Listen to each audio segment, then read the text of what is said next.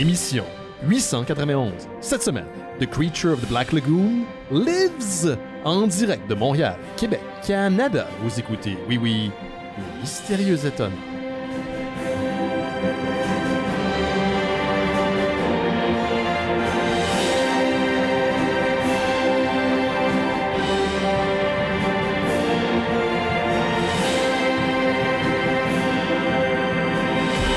Il y a du beat. Il débute, mais il y a du beat. Bonjour à toutes et à tous, vous écoutez Les Mystérieux Étonnants, une émission en balado-diffusion consacrée aux BD et à l'ensemble de la culture populaire. Ben oui, tout, l'ensemble, même les voisins. Benoît Mercier-Micro, et cette semaine, je suis entouré d'équipe dont les membres mangeraient bien des croquettes de poisson avec la Creature du Black Lagoon. Absolument. Chiller avec, essayer de la tuer, Ben de la oui. ramener dans un cirque. Il amène des croquettes de poisson. Avec une petite sauce tartare, là. Oui, exactement. C'est amazing. Je sais pas si ça compte pour du cannibalisme dans le cas, par contre, de la Creature of the Black Lagoon. On sait pas de quoi cette chair-là est faite. Ben, elle a l'air à puer, par exemple.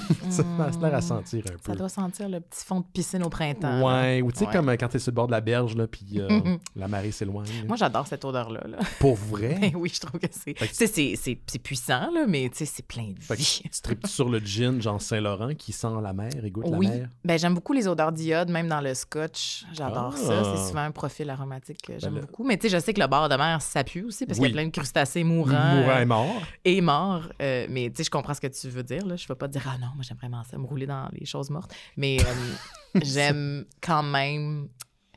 Tu sais, c'est pas une odeur plaisante, mais c'est une odeur que j'aime, malgré tout. Réconfortante. Il n'y a pas de réconfort là-dedans. Il y a comme une espèce de. Je sens la vitalité. Genre, je suis comme. Hein? Tout est dans un cycle là, de la vie. Puis, mettons, En des cours. senteurs adjacentes, mais qui pleines de vitalité, comme du bouleau, mettons, ça fonctionne-tu aussi? Le boulot, ça marche très bien. Ouais. Je suis allergique au boulot, par Ah, contre. Fait ok. que le pollen de boulot, c'est vraiment rochant. Mais oui, la nature sent bon pour moi. Même les odeurs tu sais, un peu plus niches, comme la putréfaction. On parlait de parfum avant de commencer, Oui, d'ailleurs. Puis je dans peux le te dire pré-show. qu'il y a certains parfumeurs qui flirtent avec ces ondes aromatiques-là, là, des choses qui inspirent naturellement, plus peut-être le dégoût, en tout cas, au minimum la curiosité. Mhm. Puis ils intègrent ça dans leur confection, tu sais, les odeurs du corps, les choses très, très poignantes. Est-ce qu'on entend? Là, peut-être qu'on l'entend, Ouais. oui, c'est ça. C'est pas grave. Ça Ok. fait partie de la game. Bon. Nous autres, ils nous entendent aussi, puis c'est la seule fois durant la semaine, anyway, qu'ils m'entendent, fait qu'ils Bon. qu'ils mangent du caca. Ben, je vous les présente à l'instant, ceux qui m'accompagnent. En fait, pour la première, c'est celle qui kidnapperait, elle, la Creature de la Black Lagoon, Valérie Guérilla. Toi, tu kidnappes la créature, pas le contraire. OK, moi, je kidnappe la créature. OK. On inverse les rôles. OK, cool.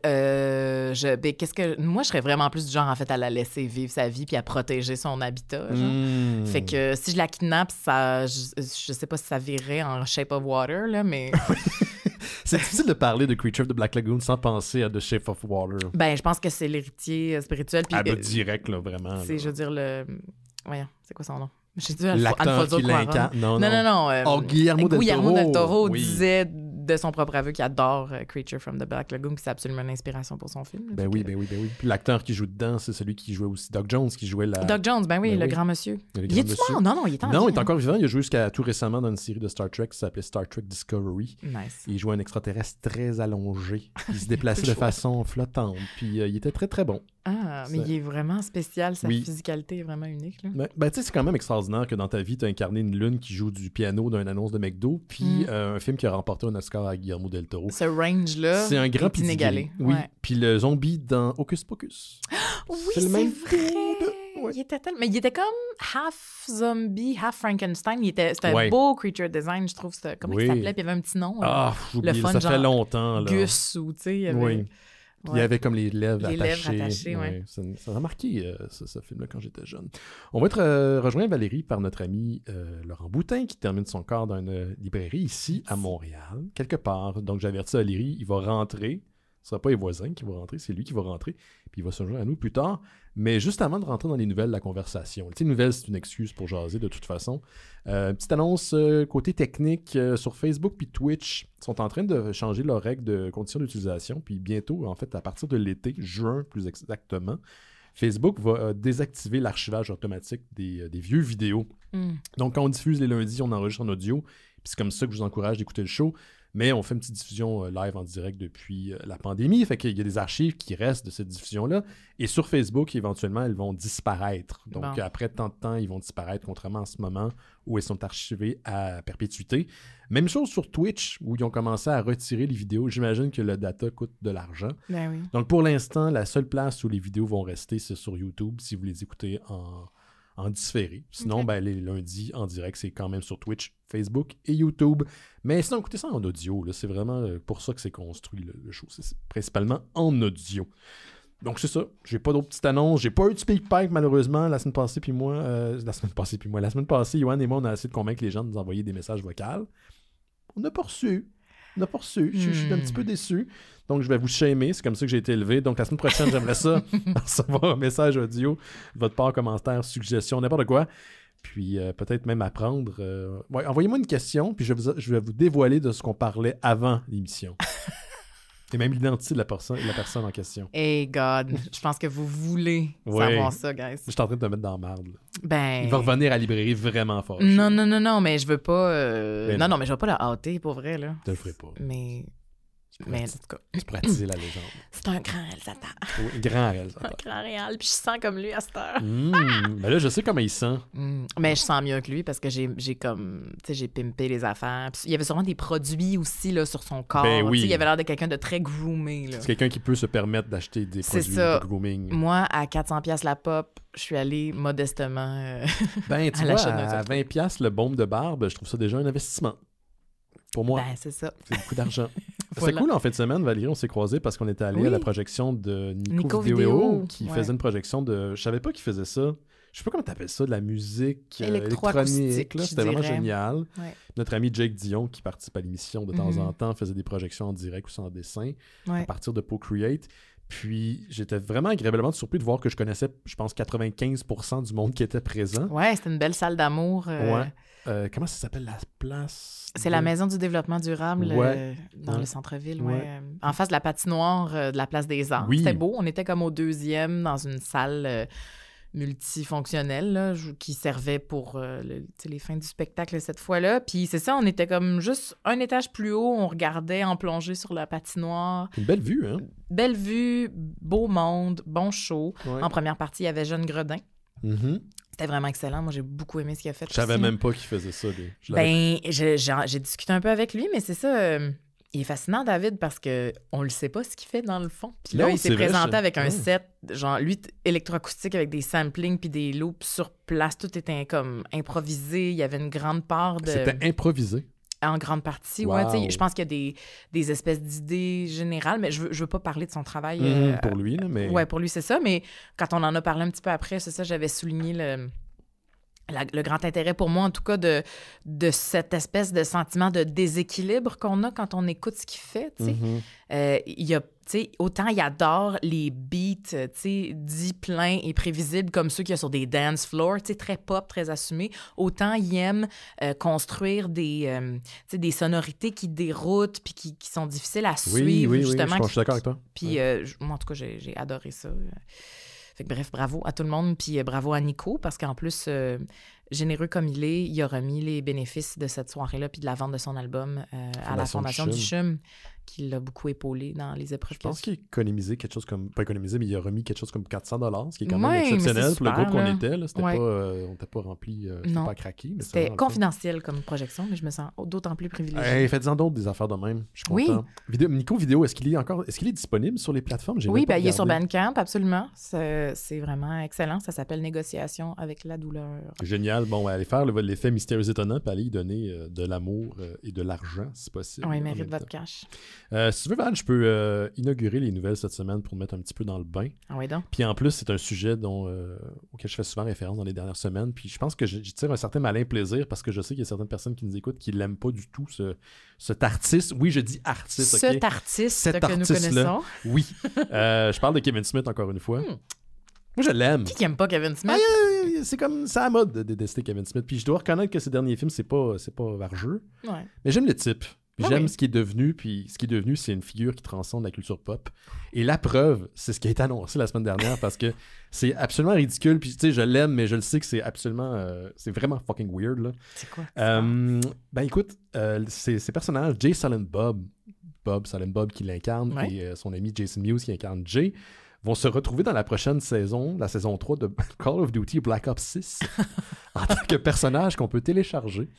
Nice. Donc, c'est vrai. Ils vont flâner à côté d'un building? Non, genre? vous allez pouvoir les utiliser pour jouer. Là, comme récemment, God. il y a eu les Turtles dans cette affaire-là. Puis, moi, je suis pas un joueur de Call of Duty, là, fait que pardonnez-moi à la maison si j'oublie toutes les subtilités, là, mais ça a l'air assez complexe, puis il y a un gros following autour de ce jeu-là. Je sais qu'il y a Johan trip ben raide, mais ça a été annoncé, donc vous allez pouvoir vous procurer. C'est pas donné, là, habituellement, c'est une vingtaine de dollars. C'est des playable characters. C'est pas juste des skins, là. Ils vont avoir des features. Puis Ils ont des guns particuliers, ils ont ce qu'ils appellent des finishing moves particuliers, donc des interventions sonores particulières. Il y a des affaires comme des décalques, donc j'imagine que vous allez pouvoir les mettre quelque part sur votre gun ou qu'importe. Là. C'est là où je suis un peu je suis pas vraiment familier avec la franchise. Donc non seulement vous allez pouvoir jouer Jay, Silent Bob, vous allez pouvoir aussi jouer leur alter ego, que je connais un petit peu moins, là, qui est Bluntman and Chronic. Oui. Les réincarnations super héroïques de ces deux personnages-là qui fument du pot ou le pot. Donc, ça vient avec des armes, un bong puis d'autres shit comme ça. Là, très, très 90s dans ces subtilités. Là. Mais j'adore. Donc, c'est juste pour... Puis, ils ont vraiment choisi leur date. Là. La prochaine saison, ça sort pas le 1er avril, mais le 2. Juste pour être certain que le monde sache que c'est pas une joke. Donc ça s'en vient. Ça. Il aurait pu attendre un peu puis sortir ça le 20 avril. Là, clairement, c'est tellement fail de la part des gens qui voulaient lancer ce jeu-là. L'année passée, moi je sais pas si tu connais la gang de Smosh sur Internet. Pas du tout. C'est comme une gang là, qui fait des trucs YouTube là, pour des enfants de 15, 14, 16 ans. Là. Mais moi j'aime vraiment ça. Là. C'est vraiment une super de belle gang. Là. Ils sont dans la vingtaine puis ils font des niaiseries. Mais il y a deux des animateurs, acteurs qui font partie du show depuis des années et ils ont annoncé l'année passée leur mariage le 1er avril. Mais personne ne savait que c'était vrai, leur relation.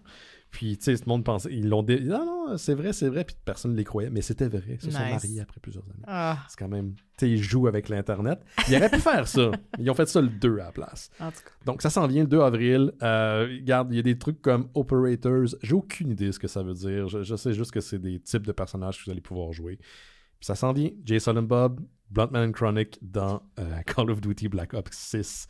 Ils transcendent la culture populaire. Mais c'est ça. Puis, tu sais, c'est se poser la question, c'est pas lui qui fait quelque chose. C'est lui qui a donné son OK pour qu'on utilise sa face. Sa face, sa voix. C'est pas lui qui a développé ça. Là, ben non. Mais malgré tout, ça veut dire que ça, comment je pourrais dire, son reach est tel qu'il y a des développeurs quelque part qui se sont dit hey, la dernière fois, on a fait les Ninja Turtles. Qui qu'on fait après? Jay and Silent Bob, mais ça te consacre en tant que mime. Tu es un icône de la culture maintenant. Tu n'es plus toi-même, puis d'une certaine façon, tu t'appartiens plus totalement rendu là. Fait que les gens qui haïssent Kevin Smith parce qu'ils disent qu'il fait des affaires, le rendu là, il faut se rendre compte qu'il nous appartient tous un peu, puis qu'il n'est plus vraiment lui-même. Ça fait longtemps qu'il est plus activement en train de développer sa carrière. Non, vraiment pas. Puis tu sais, j'aime le type parce qu'il fait ce qu'il veut. Il s'en fout de la critique. Ouais, c'est inspirant. Ouais. Puis il continue. Puis pour vrai, si ça vous intéresse, allez googler ça. Là. Les deux modèles sont vraiment bien faits. Ils sont super beaux, on les reconnaît tout de suite. T'sais, au point où quand je les ai vus sur Internet, j'ai fait quoi? C'est quelqu'un qui a fait quelque chose dans Blender qui un genre de blague. Non, ça a été confirmé tout de suite. Puis, j'adore. Il va y avoir des nouvelles cartes qui sont pas nécessairement liées à l'univers de Kevin Smith, mais je me demande s'il n'y en a pas un avec le Quick Stop parce que dans l'arrière-plan où on les voit, dans la promo, il y a l'air d'avoir le Quick Stop en arrière. Okay. Si ça, c'est vrai, je pense que je vais commencer à jouer à Call of Duty. OK. Juste pour pouvoir essayer tirer du gun. Ouais, tirer du gun. T'es mort, sinon je joue plus. Exact. Moi, ça m'attire pas du tout, ces plateformes de jeux-là. Là. Je sais même pas si t'es gameuse. Ben, pour faire mon réel coming out, je suis pas vraiment gameuse. En fait, il y a une partie de moi qui a un tempérament un petit peu addictif qui fait que... Ouais. C'est pas ça. Qui fait que, ben, tu sais, je suis en pleine maîtrise de mes moyens maintenant, mais tu sais, ça m'est arrivé par le passé de sombrer dans la consommation de telle chose, substances et jeux et tout confondu, fait que... Ta passe yo-yo était intense, là. Ma passe yo-yo était vraiment intense, puis je vous parle même pas de ma passe bâton diable, ça, vous avez failli me perdre. Ah, t'étais pas ça? Non. T'écoutais-tu Manouche pendant ça? C'était une blague en passant. Je sais pas. sais, on a tous fait des affaires en 2005, là.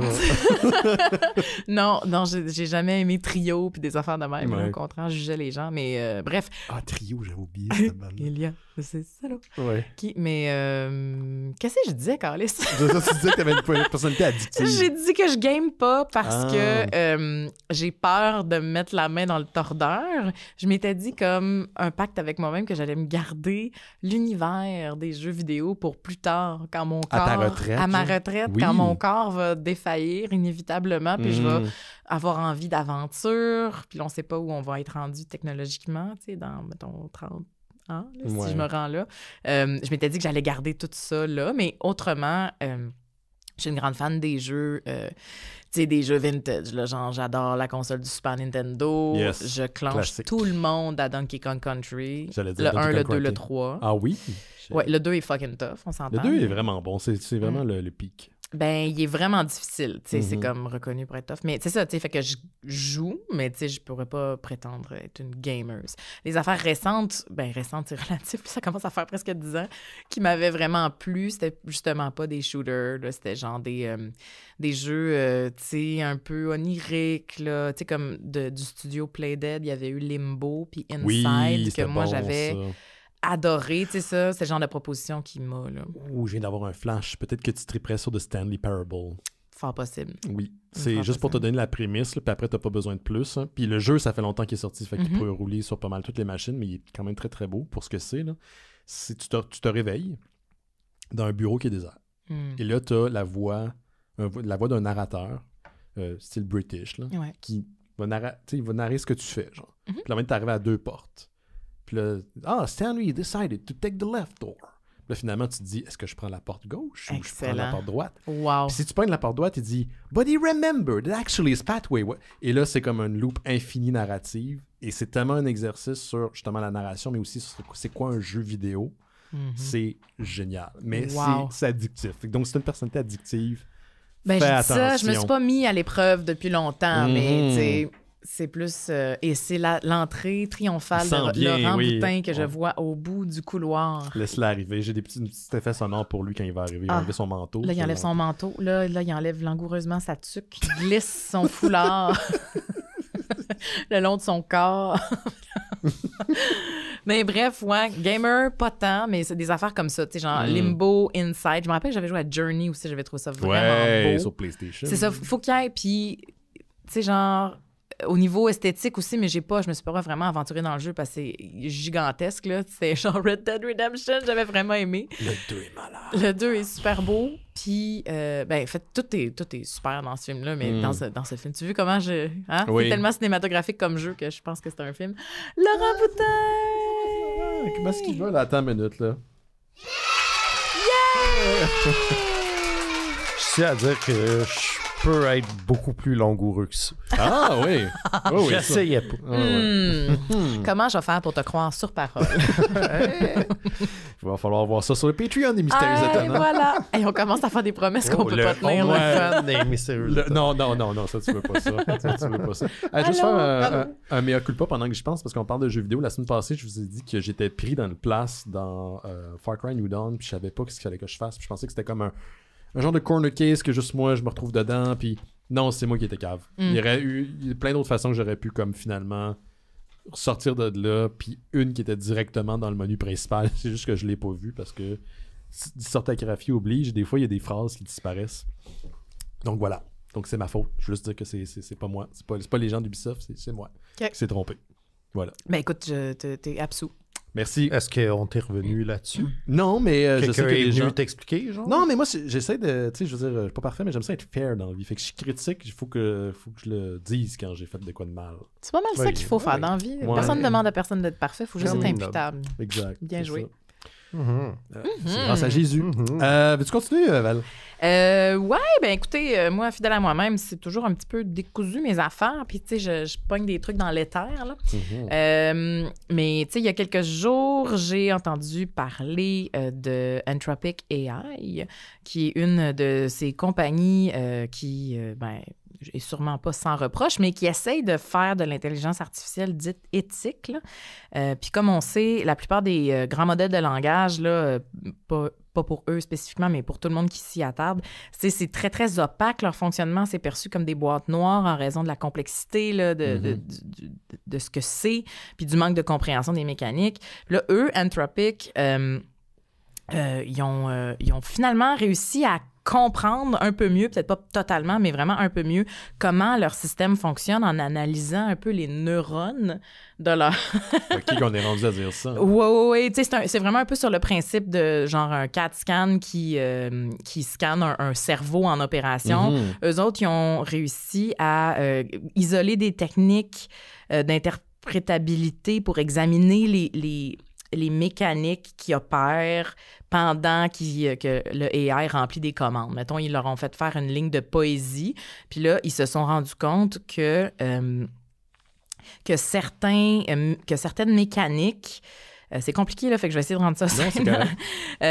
C'est ça. Les études révèlent que les neurones sont liés à des concepts ou à des thèmes spécifiques qui précèdent le langage, en fait. Fait que là...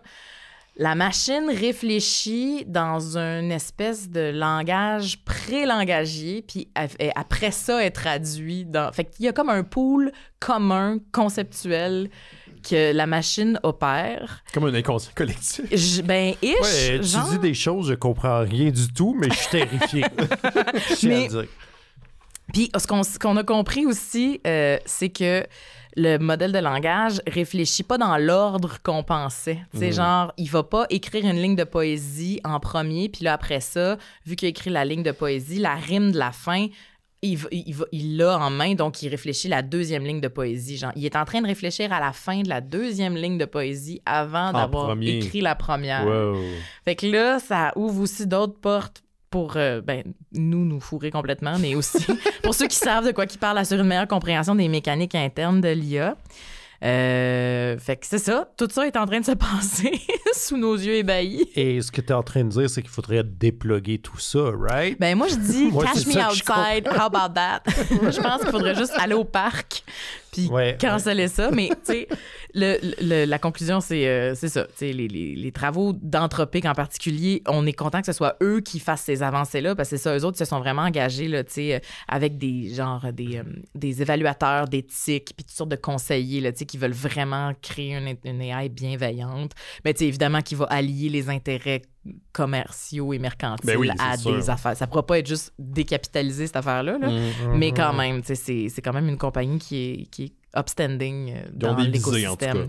Ils ont des visées, fait que c'est ça. Ça serait quand même intéressant. Puis fun fact, et le AI d'Anthropic s'appelle Claude. Parce que ils l'ont... Pas pour raciste. Non, c'est plutôt en l'honneur de Claude Shannon, en fait, qui était un mathématicien et un ingénieur électrique du 20e siècle, dans le fond, qui a posé les bases de la communication numérique puis de l'intelligence artificielle. Fait que c'est comme un nod à cette personne-là qui était aussi extrêmement rigoureuse et upstanding. Fait que voilà. On apprend tous les jours. C'est son esprit qui ont uploadé. Mais là, on est en train de... La conscience, qu'est-ce que c'est dans le fond? On en est là. C'est une série de trucs qui... pas là. Il n'est pas fait de biologie, là. Mais c'est fascinant. Je comprends pas tout, mais c'est fascinant. Ouais. Mais c'est intéressant, tu parlais le concept de black box. Des fois, les IA, disons, plus courantes, mettons ChatGPT, puis là, t'as Copilot de Microsoft. Ils font des trucs, puis là, ils sont comme, on sait pas trop pourquoi mais ils fonctionnent font ça. pas tous de la même façon. Non, exact. C'est ça l'affaire, c'est qu'il y en a que c'est vraiment basé sur genre des combinaisons algorithmiques, d'autres c'est juste genre pur statistique. Puis là, Claude, c'est comme une espèce de réseau neuronal, qui fait des liens avec des concepts pré-langagés. Fait que t'es comme, c'est pas toute la même chose, non. C'est intéressant. Terrifiant. J'ai pas étudié dans la bonne affaire. Moi, je pense juste au moment, là, ça fait même pas si longtemps que ça, mais où il y avait deux AI qui avaient commencé à se parler entre eux autres, puis qu'on les comprenait plus, puis qu'ils ont juste tout déplugué. Là. On dirait qu'on a une légende urbaine, cette affaire-là. J'ai entendu que c'était une légende urbaine, cette affaire. Qu'est-ce qui est vrai maintenant? Écoute, je n'ai pas investigué, mais j'y ai cru. Je sais pas, mais moi, je me rappelle toujours de mon émoi quand j'avais écouté Her de Spike Jonze. J'avais fait tabarnak, c'est donc bien le meilleur film au monde. Oui. Puis, tu sais, la prémisse, c'est que les AI vont juste partir. Ils sont là en transition, en fait. C'est que, on est trop veg pour eux. Genre. Ben, ils vont nous dépasser. Ils vont partir. Parce qu'à un moment donné, ils n'auront plus d'affaires ici. Je l'ai partagé sur le Discord des Mystérieux Étonnants, mais il y a l'histoire d'une femme dans le New York Times. Je peux le retrouver, ça faisait partie du Daily, là, leur podcast qui diffuse à chaque jour. Et c'est elle qui est tombée en amour avec ChatGPT. Puis je pensais full à her pendant cette... là, je dis pas que c'est sain, là, ou pas sain, là, ça dépend de comment c'est utilisé. C'est comme toute chose. Mais c'était troublant. C'était troublant. Mais ça, c'est comme la fille qui a marié un pont, là. Ouais, en Europe. Ouais, il y a des gens qui marient des manèges. C'est fucked up, ça veut dire que, tu sais, Terminator, ça arrivera pas de la façon qu'on pense, tu sais, ça sera pas des robots armés qui vont nous gonner, ils vont juste prendre la place de genre les Indiens ou les Ivoiriens qui essaient de nous scammer tout le temps. Ça va être ça, le takeover de la machine. Genre. Tout va être... On saura plus ce qui est vrai, ce qui est pas vrai. Ouais. On aura toujours l'option de step back puis unplug. C'est ça, on oublie que c'est des sites Internet. Hein. C'est ça.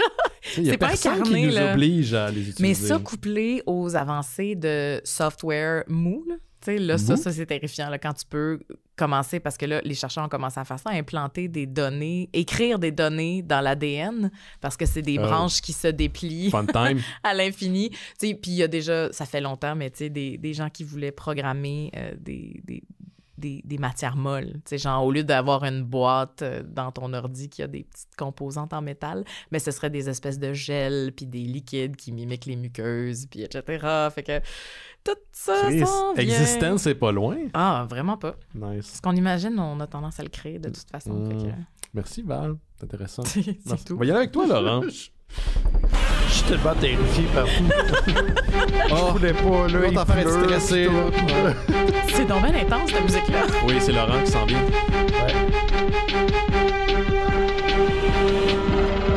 Il détruit tout. Hey, Laurent, tu sais un fait qui te fait peur? Oui. Il va y avoir une suite à GLA vs Godzilla vs King Kong. Ça a été annoncé. Ramassé de bois. T'as-tu vu la nouvelle incroyable qui est... Kaiju-related cette semaine? On parlait qu'il y avait des crossovers Godzilla-Marvel. Yep. J'ai rien lu encore, mais j'ai assez vu l'Internet pour savoir que le nouveau héros de Galactus est nul autre que King Ghidorah dans Godzilla vs Fantastic Four. Là, tu viens de parler à mon nerd intérieur. Là, je suis comme... C'est genre les deux entités que je vénère le plus qui s'allient. Je suis comme, oh my god, je pensais attendre le trade, mais j'ai écrit à mon magasin de comics sur le chat. J'étais comme, garde-moi ça, j'arrive. Tu les achètes en single? Ouais, au moins celle-là. En tout cas, là, je peux pas attendre. On dirait que Laurent, il émet comme plus de chaleur. Oui, il irradie en ce moment pour les gens qui écoutent le show live. C'est ça qui c'est what a time to be alive. Ah oui, il y a des choses extraordinaires. Moi, j'ai lu des bandes dessinées. Nice. Cette bonne vieille technologie de l'impression. Tu as un Astérix d'ailleurs qui traîne? Il y en a un. Écoute, oui, je sais, t'en as ramassé. T'es plein d'Astérix. Je suis plein d'Astérix, il m'en manque un, je disais toutes. C'est lequel qui te manque? Il manque le numéro 39, mais Blaise, qui est un auditeur, va déjà me le récupérer. C'est quoi le titre du 39? J'ai oublié. Okay. Astérix et le Griffon. Ouais, je pense que T'as-tu shooté ça par cœur? C'est un libraire. Il est supposé savoir ça. Ben non, mais... La mafia du livre. Je peux pas dire que je peux faire ça avec toutes, mais genre les Tintins, les Astérix, puis genre la majeure partie des Schtroumpfs, je peux la majeure partie des Schtroumpfs, mais les plus récents. Ben c'est ça. Sur la fin, je me perds, là, mais... Ben si j'avais un chapeau, je te le lèverais. C'est quoi, quand je suis passé cette semaine, le mardi? C'est mardi, je suis passé de voir? Mardi, il y avait un beau petit dessin sur le comptoir à la Planète BD, puis c'était Laurent en Schtroumpf saucisse. Et c'est une des choses les plus belles que j'ai vues de ma vie. Je sais pas qui a dessiné ça, mais c'était génial. J'ai un collègue qui s'appelle Sylvain, on salue, qui fait aussi de la BD, donc il dessine, puis dans la vie. Wow. Et souvent, au comptoir, il griffonne des affaires. Mais là, comme je pense, l'essentiel d'une journée aux Planètes BD est à parler du Schtroumpf saucisse, de l'œuf et le Schtroumpf, à qui veut bien m'entendre. Mais c'est vrai, on s'en est parlé. On s'en est parlé quand je l'ai vu. Je t'ai demandé, est-ce qu'il s'est transformé en Schtroumpf après l'épisode? Oui, c'est ça. Oui, puis je t'ai trouvé... la page, exact. La page dans la fin des Schtroumpfs. Où, en gros, Val, je t'éduque quand je trouve. Mets-moi au parfum. C'est une histoire où c'est l'hiver, puis là, la réserve de nourriture d'hiver des Schtroumpfs passe au feu. Et là, ils ont faim parce que tout comme ils stockaient des trucs puis tout. Puis là, ça vient comme dans Alive. Ouais, un petit peu. Mais c'est ça, il y a comme des cases où on exprime que les Schtroumpfs font faim. Fait que là, tu sais, ils essaient de cueillir, mais il n'y a rien qui pousse. Puis tout. La salse pareil, c'est pas un fruit d'hiver. Ouais, non, c'est ça.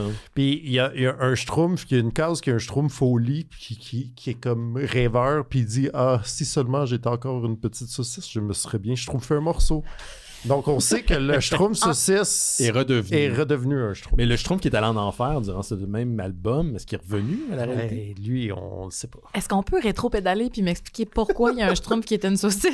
Juste Laurent. vite, là. Schtroumpfsplain. Dans L'œuf et le Schtroumpf. Oui. Ce classique. Ce grand classique. Il y a un Schtroumpf qui trouve un œuf, puis il se dit on va manger l'œuf, mais c'est un œuf de poule. Les Schtroumpfs sont tout petits, fait que c'est quand même un gros œuf pour eux. Party pour 40 personnes. Puis là, l'œuf il est incassable. Et on se rend compte que en fait, c'est un œuf magique qui réalise des souhaits au moment où il y en a un petit Schtroumpf avec une hache qui s'en va taper sur l'œuf en disant « Je veux bien être Schtroumpfé en saucisse si je n'arrive pas à... » Et là, il se transforme en saucisse, en Schtroumpf saucisse. Avec des culottes, un petit chapeau. Avec des culottes, puis un petit chapeau. Puis là, ça, déjà, c'est drôle, mais là, c'est parce qu'il se met à bondir partout en criant « Je suis une saucisse, je suis une saucisse! » Et ça, là... Comme si c'était pas assez évident. Ça, c'est le summum de l'humour que j'ai jamais vu. Ça s'est jamais... Faites dépasser les mots. Moi, il y a deux grands moments dans l'histoire de l'humour. Il y a ça, puis il y a la fois que Bruce Campbell se fait un backflip en se battant contre sa main dans Evil Dead 2. Ça, c'est deux grands moments très Laurent Boutin. À égalité. À égalité. Peut-être que les Schtroumpfs même un petit peu plus. Oui, probablement. Hey, merci beaucoup pour ce topo. Parce que Laurent, on aime non-ironiquement les Schtroumpfs pour vrai. Là. Oui. Je me rappelle d'avoir... J'ai pas lu beaucoup de BD Schtroumpfs, mais je me rappelle d'avoir écouté les Schtroumpfs le midi. C'est pas pareil. Ouais, non. Avant de retourner à l'école. Ça compte pas. C'était pour les enfants. Dans les Schtroumpfs, ils se tapent beaucoup plus à la gueule avec des oui, puis il y a des C'est du vrai communisme. Oui, mais il y a surtout... un travail langagier qui est vraiment amusant. Pour vrai, là. Ouais, OK. Ben, moi, je trouve... Et dans le Schtroumpfissime, un de mes préférés. Qui est comme, globalement, genre, le grand Schtroumpf s'en va en vacances. C'est tout le temps ça, c'est la prémisse, là, il s'en va tout le temps. Il y en a un qui est comme, pendant ce temps-là, moi, je vais devenir le chef, genre, ou genre le roi, puis là, en tout cas, ça dégénère, mais il y a comme un moment où il fait un grand discours pour convaincre les troupes qu'il devrait être le chef. Puis ce discours-là là, est d'une écriture... Beautiful Smurf, the best Smurf. Voilà. Bravo! Wesh! Ceci dit, je n'ai pas venu parler de ça. Oui, t'as-tu des nouvelles? Mais non, mais j'ai lu des BD donc ça, qui ne sont pas nécessairement des Schtroumpfs, ceci dit. Les ça me fait toujours plaisir d'en parler. Toujours. J'ai lu une BD d'horreur qui s'appelle L'Enfantôme. L'Enfantôme. Ouais, un enfant fantôme. Ouais. On en a un ici, hein, c'est ça. Ouais. C'est par tes murs. Dans mes murs. Ouais. Ah oui, Il ferme pas sa gueule depuis que je l'ai enfermé là, c'est ça. C'est ça qui se passe. Il est dans le mur. Il est dans le mur. C'est pour ça qu'il est si fort que ça. Ben, il peut aussi pleurer sa guise. C'est quand même triste comme existence. Ouais, moi aussi, je pleurais. C'est ça. Moi aussi. Donc, par un auteur qui s'appelle Jim Bishop, c'est chez Glénat. Je pense que c'est un Français. C'est le truc que j'ai lu qui est le plus proche d'une bande dessinée de Junji Ito. Le maître japonais de l'horreur que je n'ai vu, qui venait pas du Japon. En gros, le concept, c'est qu'on suit une couple de jeunes adolescents qui, bon, avec tout ce que ça suppose de déplaisant, de se faire boulier, puis d'avoir des boutons et blablabla. Et ceux qu'on suit ne sont pas bons à l'école. Puis là, ils vont voir le conseiller en orientation. Puis là, il est comment vous êtes vraiment genre les 3 pires élèves de l'école. Comment on va trouver un moyen de vous motiver. Puis là, il y en a un qui est comme non, je peux pas parler de cette réunion-là, mon père va me tuer. Puis il est comme c'est bon ça, on va signer un contrat, puis genre si vous passez pas l'année, vos parents vont vous tuer. Tabarnak. J'adore. Puis là, dans les 80, hein? Ouais. Là, les kids sont comme mais là, ceci, c'est cave, mais là, tout devient fucking weird. Leurs parents, ils pètent un peu, les plombs sont tous genre, pourquoi tu me fais ça? T'es vraiment mieux de réussir parce que j'aurais pas le choix. Puis là, tout devient comme... Puis tu sais, genre, quand je dis que ça ressemble à du Junji Ito, c'est que ça, genre... Ça dégénère en folie psychopathe un peu, là. Tu le vois dans les yeux des personnages, aussi, un petit peu, comme les visages déformés, les veines qui sortent de partout. Il y a comme de quoi là, qui s'insinue là-dedans, de super malaisant puis de creepy. Honnêtement, j'ai pas été comme creeped out en lisant une BD de même depuis genre de nombreuses années. Juste ça vaut la peine. Puis Laurent est en glis de la BD. Ben ouais, je peux vous confirmer. Je la lisais avant de me coucher, puis j'étais comme... Je suis fatigué, mais je veux pas me coucher là. Je peux-tu laisser la lumière avec un peu de schtroumpf avant? Oui, c'est ça. Me replacer. Tu laisses la lumière allumée. Oui, c'est ça. Mais pour vrai, fait que juste ça, ne serait-ce que... Tu sais, moi, c'est ça que je dis. Comme des fois, j'ai l'impression que je suis blasé. Puis... Non, tu parles de BD. Oui, mais tu sais, souvent, ma réaction, c'est... Tu sais... Là, déjà, juste de vivre une émotion, tu sais. Oui. Des fois si c'est juste genre comme, je sais pas, j'aimais ça, mais j'ai jamais rien lu qui ressemble à ça, puis ça m'a mis tout à l'envers.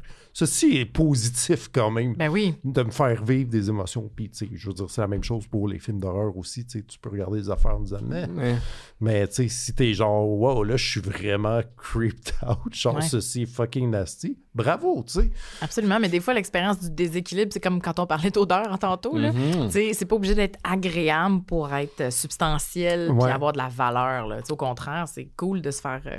troublé. Fait que c'est ça. Là, après, il y a comme, en tout cas, c'est un album qui vient en 2 parties. Moi, je trouve que la partie la plus forte, c'est la première, puis elle aurait pu se finir de même, puis...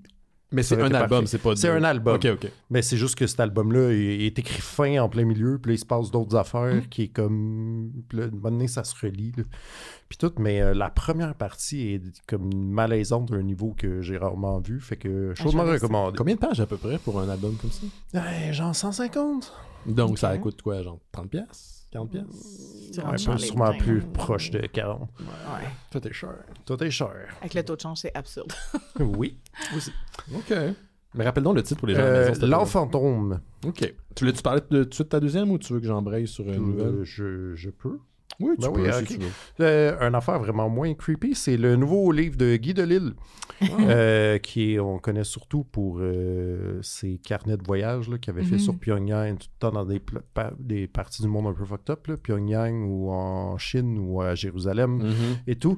Mais là, ça fait un bout de temps qu'il se tient plus tranquille au niveau des voyages, mais là, il sort un album qui s'appelle Pour une fraction de seconde, qui est une BD biographique sur un gars qui s'appelle Edward Muybridge, un Anglais qu'on connaît beaucoup. Vous rappelez-vous du début de Nope, de Jordan Peele? Ouais.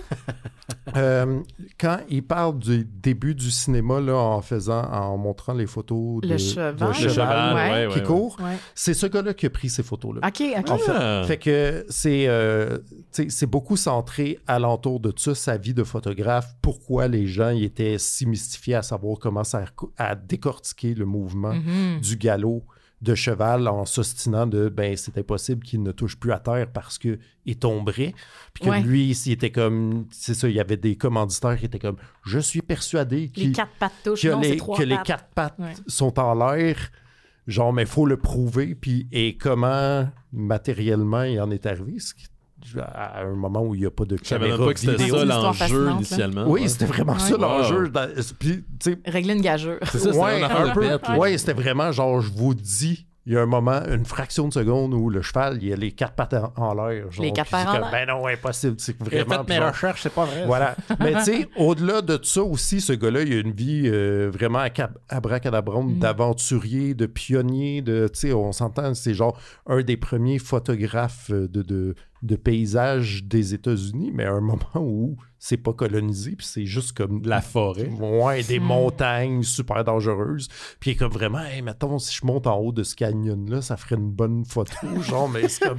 Il y a rien, là. Faut que tu battes les cougars en chemin. Ouais, c'est ça, puis... avec genre des matériels photographiques super fragiles, à longue exposition, tu sais, comme on part de loin, là.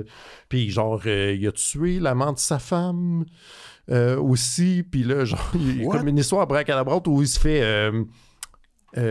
fait clairer, genre déclarer non coupable parce que tout le jury était comme ouais, on aurait fait la même affaire. Fait que, comme... La justice. Ouais, Êtes-vous c'est un homme ça. être catholique? Oui. Vous êtes acquitté. Ouais, c'est un peu ça. Mais bref, puis ceci dit, tu sais, Guy Delisle, il a toujours un bon sens de l'humour dans ses livres aussi, dans ses carnets de voyage, ça l'aidait beaucoup parce qu'il y a souvent beaucoup de moments où t'es comme, c'est tellement fucked up, qu'est-ce qu'il est en train de vivre là, mais il y a un genre de recul un peu humoristique qui fait que c'est pas lourd à la lecture, mais c'est la même chose un peu ici, il se met comme en narrateur omniscient, mais qui se permet des commentaires aussi, fait que ce qui fait que c'est pas juste un biopic un peu beige et plate, là. Fait que ça aussi, chaudement recommandé pour une fraction de seconde, c'est chez Delcourt. Cool. Merci, Laurent. Ça fait plaisir. Là, je vais y aller dans... là, c'est une obligation. J'ai pas le choix de parler de ce dont je vais parler. C'est comme ça fait partie de l'ADN show. Même si je le fais pas, je pense que je me fais poursuivre. Donc... ça va être long, je vais nommer bien des noms, ça risque d'être moins le fun que la chronique à Laurent, mais je suis obligé. OK? Mais tu sais, on peut parler du côté marketing qui a été quand même assez génial de cette annonce-là, parce que la semaine passée, Marvel Studios a dévoilé la distribution d'Avengers Doomsday. Ouais. Puis de la façon qu'ils l'ont fait, c'est quand même assez brillant. Là. Je pense qu'ils ont de l'argent pour se payer du monde avec du talent du côté de Marvel. Ils ont diffusé pendant 5h30 une série de bancs, tu sais, les sièges là, qu'on peut déplacer sur un plateau de tournage avec le nom de l'acteur derrière ou le nom du réalisateur. Donc, pendant 5h30 de temps, ça déambulait d'un banc à l'autre. Puis, à peu près à chaque 12 minutes, on passait d'un nom à l'autre. Donc, le but, c'était de dévoiler la distribution d'Avengers Doomsday, qui, je ne vais pas vous surprendre, va avoir une shitload d'acteurs établis hollywoodiens là-dedans. Tout le monde est là. Tout le monde, à peu près, est là. Et ça se termine, là, c'est pas un spoiler, là, les gens le savent si vous écoutez les Mystérieux Étonnants, avec Robert Downey Jr., qui est comme le dernier, parce qu'il revient en tant que Doom dans le prochain chapitre des Avengers. Donc, c'est un mélange de personnages du MCU déjà établis, de nouveaux personnages, de personnages de Fantastic Four. Et là, la chose qui a surpris le plus, des personnages du défunt univers des 20th Century Fox, des X-Men, tu sais, qui a été mis aux poubelles depuis un bon bout de temps, là, depuis le rachat de Disney de 20th Century Fox. Mais il semblerait qu'on veut comme un peu tout mélanger ça. Là, c'est sûr que si vous comprenez là, ce qui s'en vient, c'est qu'il va y avoir un film qui suit, qui s'appelle Avengers Secret Wars. On est dans le multiverse, donc rendu là, tu peux sortir tout le monde de leur cave puis faire comme ah ben c'est un multivers puis on se bat. C'est de la être la grosse tapoche ce film-là. Puis je dis pas ça là, même si avec dédain là, au contraire, ce film-là est fait pour moi. J'aime ça la tapoche. Moi j'aime ça la tapoche aussi. Moi aussi. Donc dans les établis, on a Chris Hemsworth qui revient en tant que Thor, Tom Hiddleston, Loki, Anthony Mackie, Captain America, Paul Rudd, Ant-Man.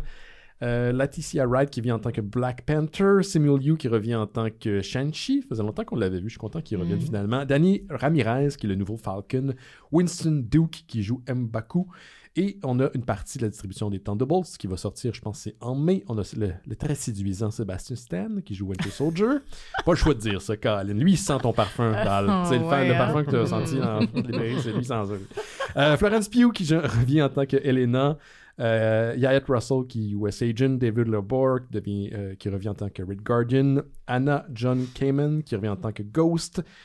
C'est Louis Pullman qui, son personnage pour l'instant c'est Bob, mais ceux qui lisent la BD depuis un bout de temps, on sait que c'est probablement The Sentry. Mais ça, en tout cas. Oui, ok. Ce Bob-là. Les grosses annonces, c'est pour les X-Men, on a Patrick Stewart qui revient en tant que Professor X. Ah ouais. Moi, je mettrais du Patrick Stewart sur mes toasts. Fait que je suis bien content qu'il soit de retour. J'ai pas à chialer. Je sais pas s'il est très tartinable. Il est peut-être rendu plus qu'il a déjà été. Il est rendu vieux. Hein. Ian McKellen, son ami, qui revient en tant que Magneto. James Marsden en tant que Cyclops. Rebecca Romijn en tant que Mystique. Et Alan Cumming en tant que Nightcrawler. C'est X-Men là. Oui, c'est vraiment les X-Men des 20th Century Fox. Mon Dieu. On ramène vraiment les personnages. C'est pour ça que je trouvais ça très particulier, mais on l'a vu. On a même Kelsey Grammer qui revient en tant que Beast, qui avait eu un caméo dans The Marvels, qui avait joué dans X-Men 2 dans le temps. Mais notre bon Channing Tatum qu'on a vu dans Deadpool récemment, qui faisait partie de la distribution, c'était l'acteur principal d'un film de Gambit qui avait finalement pas été produit. Son accent New Orleans, là, c'était succulent. C'était magnifique. Puis ce film-là est un gros... En fait, sa participation est un grand pied de nez au fait que son film avait été cancellé. Mais là, il est de retour dans le film. La distribution complète de Fantastic Four qui s'en vient prochainement. Pedro Pascal, Vanessa Kirby, Ebon Moss-Bachrach, Joseph Quinn, puis Enoch Uwerte-Muegia qui jouait Namor, qu'on a vu récemment dans le dernier Black Panther. Les grands absents, on a bien sûr Black Widow, on n'a pas Scarlett Johansson, qui officiellement son personnage est décédé dans les films. Tom Holland en tant que Spider-Man et Chris Evans, qui les rumeurs sont assez fortes là, qui va revenir d'une certaine façon dans les prochains films. Donc c'est ça. Les Avengers Doomsday, Avengers Doomsday, l'autre c'est quoi, voyons, Secret Wars, c'est un gros crossover de multiverse avec de la grosse tapoche. Puis pas de Hulk. Non, c'est ça. Mais c'est là où je voulais aller, c'est qu'il y a 26 acteurs qui ont été annoncés. Et c'est pas fini. C'est pas fini. Puis ça va être un film en two parts comme il y a eu avec Infinity War puis Endgame, donc il va probablement... Faut qu'ils se gardent des surprises. Exactement, ben oui. Puis là, on a encore un bout de temps parce que le film Doomsday, Avengers Doomsday, sort le 1er mai 2026, donc c'est quand même un bon bout de temps. Ouais, et Secret Wars sort le 7 mai 2027, donc on a le temps d'avoir d'autres annonces. C'est les Russo Brothers qui reviennent pour la réalisation des 2 films. Je pense que encore ici, Marvel a sorti du cash. Ils en ont sorti beaucoup de cash. Et c'est leur scénariste chéri, Stephen McFeely, qui avait scénarisé Infinity War et Endgame, qui est de retour. Donc voilà, je suis curieux de voir où tout ça s'en va. Peut-être que ça va aider un peu à raviver l'intérêt des gens pour les films de Marvel. Quoique dans cette distribution-là, il y a très peu de vrais gros noms établis, là, comme un Chris Evans ou un Scarlett Johansson.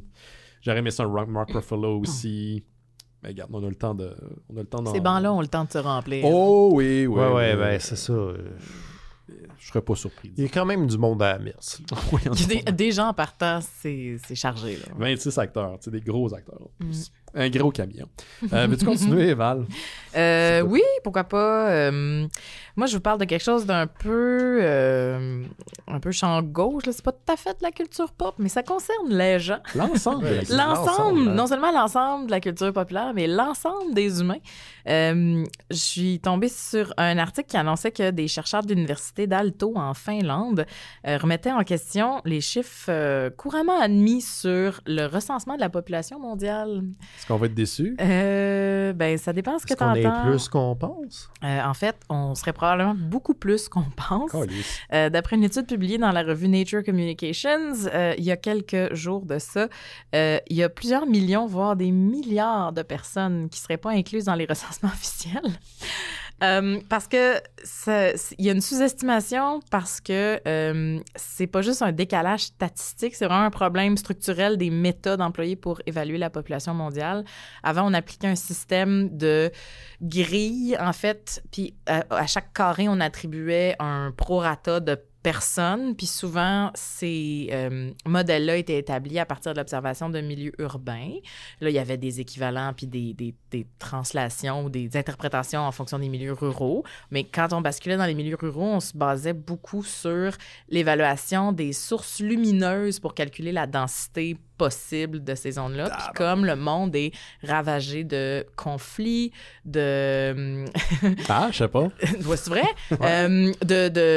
Ou dans le pays du Sud global, dans les pays du Sud global et à bien des endroits dans le monde, ça, c'est pas une mesure représentative de la densité de la population. Ben, on aurait sous-estimé de plusieurs milliards. Fait que là, les estimations conservatrices... Attends, mais c'est de même qu'on calcule? Pardon, de plus je me suis jamais posé la question. Encore, mais les démographes utilisent encore ces méthodes-là, puis là, tout ça, c'est recoupé avec les données satellites, de plus en plus accessibles, mais jusqu'à date, c'était ça, les méthodes employées. OK, parce que je comprends que ça marche peut-être pas exactement comme ça partout, mais on remplit des recensements ici, mettons.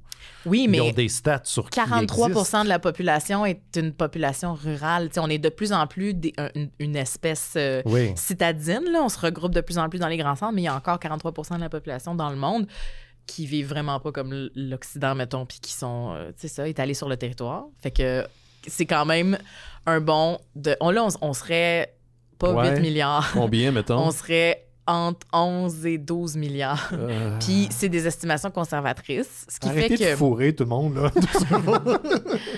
Ah ouais, puis là, en plus, en parallèle, je voulais mettre en relief cette annonce-là avec, genre, la gang de Silicon Valley qui font du speed dating à 10 000 $, le week-end. Là, Quoi? Parce que c'est des natalistes qui sont comme, venez, on fait des week-ends spéciaux élites pour les gens qui pensent que le déclinement de la population, c'est vraiment un enjeu puis qu'il faut se mettre en couple pour faire des bébés. Fait qu'il y a plus de raisons d'haïr le dating? Pas le dating, Non, le dating. les tech bros de la Silicon Valley, allègrement, surtout, et tous les oligarques. Là, mais bref, tout ça pour dire qu'on serait probablement beaucoup plus nombreux qu'on ne pensait l'être. Puis ça, c'est pas juste une question de genre, OK, ça veut dire qu'il va falloir peut-être réévaluer certaines techniques pour mitiger les effets des changements climatiques, mais aussi savoir mieux évaluer la densité de population pour répondre en cas de crise aux besoins des dites populations. C'est comment on fait pour attribuer les ressources puis les allouer correctement si on ne sait pas combien on est en train de dire que la crise du logement n'est pas près d'être réglée. C'est ça que j'entends. On est en train de dire que pour plusieurs personnes, la question du logement, OK, en avoir un ou pas, est pas tout à fait sur le point d'être réglée. Il y a du monde qui capote comme nous autres en écoutant ta nouvelle, Val, mais il y a des gens qui se lichent les babines quelque part. Il y a un propriétaire qui est quelque part qui fait... Ouais, mais tu sais, c'est ça. Mais bref, là, on le sait. Taxer tous ces gens-là. Ah oui. Oh non, mais sûrement que ces gens-là payent d'une façon quelconque. Ouais. C'est dans l'autre sens que les ressources se rendent pas. Ouais. Alors, le sliver de lumière là-dedans, c'est que maintenant, on le sait, puis qu'avec l'arrivée des technologies beaucoup plus fiables comme on se peine à le dire, là, mais Starlink, puis les réseaux de satellites qui peuvent vraiment balayer, pour vrai. Si on se dit que la plupart de ces gens-là qu'on vient de découvrir, mettons, ouais, n'existaient pas, puis là, pouf. mais sont probablement pauvres. Fort possible. Ça veut dire que le 1%, en fait, est beaucoup moins que 1%. Oui, c'est encore plus. C'est genre le 0.1%. La concentration de la richesse vient de changer effectivement, de proportion. T'as raison. J'étais en train de me dire que ça expliquait pourquoi il y a trop de monde dans les réunions Teams, mais finalement, ça fonctionne pas. Ça, faudrait que tu demandes aux chercheurs de l'université d'Alto en Finlande de se pencher sur ce problème-là 30 spécifique. secondes avant que la réunion Teams finisse pour que ça prenne 20 minutes de plus. Je pense que le protocole pour l'étude que je viens de vous révéler est peut-être pas adapté, mais on pourrait revenir là-dessus. Là. Alors voilà. Fait qu'on est plus de monde à la messe qu'on pensait. C'est excitant. Potentiellement, des gens qui peuvent découvrir la bande dessinée.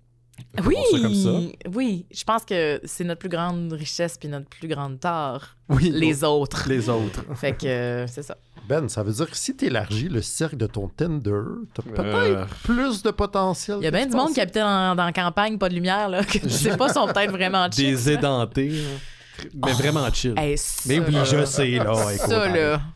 Ça, là, tu sauras qu'on est en ville aussi. oui, je sais. Tu sors marche un coin de rue, là. Oh, inquiète-toi pas, je le sais. Ça fait presque 20 ans que j'habite à Montréal, fait que je le vois. Les filles de la campagne sont tellement vigoureuses. Moi, j'ai sorti plein de filles de région. Ils vivent dans un Éden, là. Ils sont en santé. Beaucoup avec des filles du lac, en fait. Ah oui? C'est arrivé souvent, ouais. Eh ben. Ouais. Sont-ils cool, les filles? Oui, ils sont super cool. Okay. C'est pour ça. OK. Ouais. Je me sens jugé, là. Ah, ben non, pas tout. OK. Pas du tout. Fait que je vais vous priver. Si vous êtes une fille du lac, Ben à commercial. Il y a des chances que ça fonctionne. Est-ce que j'ai pas remarqué parce que j'ai pas fait le tour, je viens d'être invité sur le Discord des Mystérieux, fait que là je regarde tous les channels puis puis là il y en a-tu un que c'est Ben's Dating Life? Genre? Non, il y en a pas. On l'appelle les filles du lac. Hashtag les filles. C'est un sous-sous Discord. J'adore. Un sous-sous, voilà, ouais. J'adore. J'ai perdu ma page, moi aussi. Bon, le gêné. Je vais vous parler... Oui, je suis un peu gêné. Je vais vous parler de Zelda, toi, chose. Hein? Si ça peut m'amener une date, c'est bien Zelda. Tu serais sorti avec Zelda? Ben oui. Insane. Ouais, elle serait kidnappée souvent. Elle serait toujours en retard aux dates. Ouais, ça serait un petit peu gossant. Finalement, ta blonde, elle reste là. Elle reste... Pas de Peach, pas dans de les pattes de Ganon. J'ai trouvé son nom. Non, vraiment, petite nouvelle rapido, c'est pour vous dire que Sony a dévoilé la date de sortie de son film de Legend of Zelda, adapté bien sûr de la populaire franchise qui a été lancée en 86 de Nintendo. Donc, ça va être le 26 mars 2027. j'ai l'impression que j'entends déjà ici les critiques négatives de toute cette horde de geek canal qui vont focusser sur les détails. Mais moi, pour ma part, je suis bien content de voir ce film-là éventuellement. Puis Laurent aussi va être content. Ouais, parce que c'est un live action? Ouais, c'était ça, mais exactement, j'ai jamais entendu parler de ça. Live action, ouais. Parce que c'est réalisé par un certain Wes Bell, qui a fait Maze Runner. Il a fait un autre film, Laurent, que tu connais peut-être. Un Planète des singes. Exactement, Kingdom of the Planet of the Apes, parce que Laurent aime bien les films mettant en vedette des macaques. Ouais, des singes. Sur des chevaux, surtout. Oui, c'est vrai, des singes sur des chevaux? Ouais. OK. C'est un singe écuyer, il y a quelque chose de le fun. Il y a quoi de séduisant. Ouais, j'aime beaucoup ça. J'aime beaucoup ça. Donc, la date de sortie, c'est ça, le 26 mars 2027. Puis, on n'a pas plus de détails sur la distribution ni l'histoire parce que le canon de Zelda est quand même assez large. On s'entend qu'ils ont beaucoup pour puiser, là. Et donc, on va découvrir ça en temps et lieu. Mais là, ça veut-tu dire que la planète des singes... C'est dans le même univers que Zelda? Non, je pense pas. Non, mais ma question, c'est-tu plus comme ça va être vraiment long avant un prochain ou ça sera pas lui qui va le faire? On sait pas. Oh, OK. Parce que moi, j'avais l'impression que c'était Matt Reeves qui avait fait les 3 d'avant. Mm-hmm. Il a changé, en fait. Ça n'a pas été lui tout le long, non? Il me semble que... Ça a été peut-être dans celui du milieu, c'était pas lui. Mais j'étais surpris d'apprendre que le dernier, qui est Kingdom of the Planet of the Apes, a quand même rapporté 400 millions à travers le... Oui, je suis pas tout seul à aimer ça. Non, t'aimes ça? J'ai jamais vu. Aucun? Aucun. Même les classiques? Reboot de j'ai vu les classiques, mais j'ai jamais vu aucun des reboots. J'ai vu certains des reboots. Les classiques, je dois avouer, je sais, je vais me faire pitcher des roches. Je trouve ça plate. Mais oui, c'est super plate. C'est pas long, full bon, là. C'est des singes dans les scènes de bureau qui jasent, là. C'est très... Il y a beaucoup de bureaucratie puis d'administration oui, puis de gestion du système. Oui. Mais Laurent, honnêtement, ça fait full longtemps. Je suis hors de moi. Non, mais je serais prête à leur donner une chance à ces primates si... c'est ça. Non, mais c'est vrai qu'il y en a des plates. Sur les 5, il y en a des plates. C'est très confus dans ma tête. Le 2 puis le 5 sont très plats. Le 5, c'est pas celui qui est une télésérie qui a été rassemblée, en fait? Non. Non, il y a une télésérie après que j'ai jamais vu, celle-là. Okay. Mais le 5, il est dole. J'en ai pas vu 5, fait que je les ai pas tous vus. vus. Le premier... Ouais? OK. Je vais te croire sur parole. Moi, je trouve que ce qui est le plus intéressant de la planète des singes, c'est le faux musical dans Les Simpsons. J'ai toujours voulu voir ce musical. C'est extraordinaire. Dr. Zaius, Dr. Zaius. Dr. Zaius, Dr. Zaius. On y va avec toi, Laurent? Oui. C'est que t'as les meilleures intros. C'est une nouvelle qui fait un peu écho à mon livre de tantôt parce que Jordan Peele. Ah, yeah, je l'aime. Il a annoncé récemment qu'avec sa compagnie de production Monkey Paw, qui produirait, il serait executive producer, comme on dit. Son mot à dire. Une nouvelle série documentaire sur Peacock qui n'a pas de nom encore, je pense, mais qui serait sur la place des Afro-Américains dans la conquête de l'Ouest. Fuck yeah! Donc, sur les cowboys noirs et comment ils ont été invisibilisés par l'histoire. What's new? Oui, what's new, mais c'est vrai qu'on connaît peu ça, en tout cas dans notre imagerie de western, qui est beaucoup basée sur une imagerie italienne, on va se le dire. Ouais. C'est ça, c'est la réflexion des Italiens. Ouais, ben, tu sais, je veux dire, il y a aussi beaucoup eu de James Stewart, puis de John Ford, puis de John Wayne, puis tout. Il n'y a pas beaucoup de gens noirs, en tout cas, pas des cowboys là-dedans. Le seul donc que je suis capable de me souvenir, c'est Morgan Freeman dans Unforgiven. Ouais, puis tu sais, là, tu vois... Il mange une maudite. Dans la série 1883 aussi, qui était quand même bon, pas mal, là. C'est quand même franchement bon. Il y a un des personnages principaux qui est noir, puis qui est comme... Il fucking lead le show, là. Ah ouais? C'est du bien. Fait que je sais rien d'autre à date. Je sais pas quand ça sort et tout, mais pour vrai, tu sais, Jordan Peele... J'y vais. Ouais, mais c'est ça, déjà, c'est un nom auquel je porte attention tout le temps. Puis le sujet est comme... vraiment intéressant. Puis effectivement, je pense qu'il y a de quoi, il y aurait de quoi remettre de l'avant. Je pense que tu l'aimes juste à cause de la séquence de singe dans Nope. Ouais, peut-être. C'est assez peurante, cette séquence-là. D'ailleurs, Monkey Paw, le nom de sa compagnie, c'est-tu en référence... c'est parce que les Simpsons, nous, je me demande si, parce que tu sais, il y a notre âge, là, fait que il y a genre, c'est-tu la référence aux Simpsons qui traite de ce trope-là, ou tu sais, il est comme ça doit être au trope comme tel, ouais, c'est ça. Peut-être qu'il y a... C'est tellement marquant, tu sais. Il y a un clin d'œil. C'est sûr qu'il sait, qu'il a vu l'épisode. Il y a un clin d'œil à Akira dans le film, donc c'est fort probable qu'il a vu le film. Peut-être qu'il écoute Les Mystérieux. Ça m'étonnerait. Je sais pas s'il est francophile. On a quelques francophiles aux États-Unis. On avait des gens de Seattle qui nous écoutaient. C'est vrai? Ouais. Incroyable. Il y a un gars, à un moment donné, je sais pas s'il écoute encore, ça faisait quand même plusieurs années, là, mais il est venu à Montréal pour plusieurs semaines. Puis il est venu dans des bars. Il y avait des soirées dans le temps, tu sais, avant que le Papa Cassette lance son Barcade puis qu'il lance Rétro Montréal, la boutique. Il faisait des soirées d'arcade dans des restes. C'était comme privé, semi-privé, mettons. Ouais. Non, quand c'était semi-privé, c'était avant ça. C'était vraiment avant ça. Puis le gars de Seattle est descendu, puis il venait à ces soirées-là, qu'il organisait, puis il entendait parler dans plein de podcasts, puis il était fan des podcasts qu'il C'était vraiment un truc spécifique sur lesquels il trippait. Mais s'il y a des auditeurs américains, hang in there, guys. On pense à vous. Vraiment. Faites attention. Ouais. À toi, Val, je pense. J'ai épuisé mes nouvelles, fait que je vais juste profiter de la plateforme pour vous souhaiter une bonne journée internationale de visibilité transgenre, mes chers amis. Oui, c'est un événement annuel qui, les 31 mars, c'est ça, est destiné à célébrer les personnes transgenres et à faire prendre conscience de la discrimination qu'elles subissent dans le monde entier. D'autant plus de ce temps-ci. À aujourd'hui et un peu plus à chaque jour. Tout ça est terrifiant. Fait que soyez solidaires des autres. Et c'est ça. Puis on vous aime, tout le monde. Faites attention à vous autres. Faites attention à vous autres. On vous aime fort. Voilà. Les 2 dernières semaines, j'ai parlé de documentaires à l'émission, des documentaires qui s'en viennent, un sur Stanley, un autre sur Jack Kirby. Puis j'ai pas fait la mise à jour concernant Stanley, mais je pense que Laurent on avait parlé un petit peu. On trouvait ça weird. On savait pas trop quoi penser là, du type qui avait suivi Stanley pendant facilement 4 ans, 4 ans et demi. Puis finalement, il a décidé de faire un documentaire sur lui. Puis c'était pour documenter en fait les abus qu'il y a eu à la fin de sa vie. Stanley, quand sa femme est morte, il y a des gens autour de lui qui ont pris un peu possession de ses affaires puis ils l'ont utilisé. Ils ont pressé le citron littéralement de la légende vivante qui était Stanley pour se faire de l'argent. Puis tout ça est déjà allé d'ailleurs devant les tribunaux. Il y avait une plainte qui avait été émise contre un de ses managers qui abus de personnes âgées, essentiellement. Puis ça a été assez documenté. Et là, il y a un type qui sort un documentaire à propos de Stanley, puis c'est surtout concentré là-dessus. Il dit que lui-même est devenu ami avec Stanley au fil des années, puis initialement, c'était un projet pour un genre de télé-réalité qui n'a jamais vu le jour. Puis il a décidé d'assembler tout ça, il a lancé un Kickstarter, il a demandé quand même un peu de sous, beaucoup d'argent, pour le compléter, ce dit documentaire.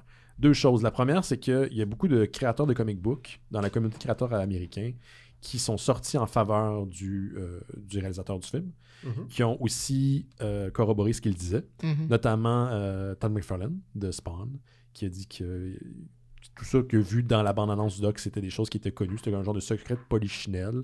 Il y a des gens qui ont essayé d'intervenir au fil des années, mais c'était plus ou moins faisable, sachant qu'il n'y avait pas personne pour accompagner Stanley là-dedans. Il était tout seul, il était aux prises avec un genre de criminel. D'ailleurs, récemment, le gars a été accusé de fraude, encore une fois. Donc, il semblerait que c'est legit son projet. Donc, ça, c'est la première chose. Mais le documentaire dont je veux vous parler, c'est un truc qui s'appelle Shopping for Superman. Ça parle un peu de Laurent là-dedans. Quoique Laurent, t'es plus dans le franco-belge ou dans l'album franco-belge. Il y a des albums américains, genre en français, réédités. Mais on parle d'un documentaire qui est consacré aux magasins spécialisés de comic book, les fameux comic book shop, qui, à son pic, là, sur 50 ans d'histoire, a eu 5000 locations au travers des États-Unis. C'est quand même assez énorme. Et c'est à propos justement de la naissance des comic shops, l'héritage des comic shops et aujourd'hui, pourquoi c'est encore si important. Parce que c'est pas une simple librairie, un comic shop, c'est un endroit où les gens vont converger, puis c'est important pour les fans, pour le fandom, la santé du fandom, puis aussi les créateurs de comic book qui se font comme conseillés par les gens qui y travaillent. Moi, c'est comme n'importe quoi, j'ai souvent dit, il faut que tu magasines ton comic shop. Il y a des comic shops qui sont moins bons que d'autres, mais quand tu en trouves un bon, puis tu l'as adopté, c'est comme... Tu peux pas t'en séparer, c'est essentiel. Tu fais communauté. Oui, absolument. En fait, c'est ça, c'est des endroits communaux. Dépendamment de certains comic shops, là. Mais il y en a qui sont plus que d'autres. Moi, je l'ai souvent mentionné, j'ai adopté Mark Comic Hunter dans l'ouest de la ville. C'est vraiment un super comic shop. Vraiment une belle place. Donc, le documentaire centré surtout là-dessus. Puis comment, aujourd'hui, c'est super important dans la logique Amazon. Parce qu'aujourd'hui, vous pouvez facilement commander un comic sur Amazon. Puis vous allez le recevoir le lendemain, mais souvent des calices. Je le dis de source sûre. Là, ça m'est arrivé une fois de commander, puis c'était excessivement magané. Mais il y a d'autres raisons aussi d'encourager les comic shops. Le doc va sortir durant le Free Comic Book Day. Donc, il commence à faire sa tournée des festivals. je serais pas surpris qu'on le voit à Fantasia. Puis là, je dis pas ça parce que j'ai de l'information privilégiée. Là. J'ai un feeling que ça fait très Fantasia. J'aimerais ça le voir, en tout cas, à Fantasia. Puis, au fil de... Plus tard dans l'année, le réalisateur a dit que ça allait sortir. Son nom, c'est Wes Easteen, et le documentaire en question... West ou East, penche-toi, là. Ouais, c'est ses parents. Wes Easteen. Donc, ça s'appelle Shopping for Superman, puis c'est pas juste à propos de Superman. Non, mais j'adore, le titre est vraiment le fun. Yeah, puis de la bande-annonce, ça a l'air être, tu sais, comme bien ficelé. J'ai déjà vu des docus comme ça sur YouTube, puis c'est plus ou moins bien fait. Là, on est dans une bonne zone, je pense, au côté plastique de la chose. Puis j'ai bien hâte de voir ça. Penses-tu que c'est un clin d'œil à Searching for Sugar Man? Il y a des chances. Parce que je pensais que c'était bon, ce film-là. Au hit des Flaming Lips, Waiting for Superman. Tout ça peut-être, tout se peut, man.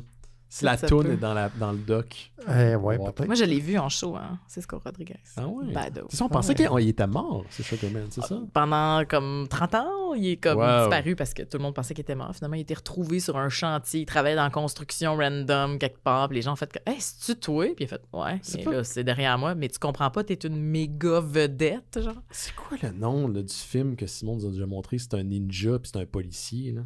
Puis on pensait qu'il était mort pendant genre des années. Ah oui, si, je me rappelle plus. Il y a la même origin. C'était pas le docteur quelque chose, là? Dr. Zillow. Oui, non, pas Dr.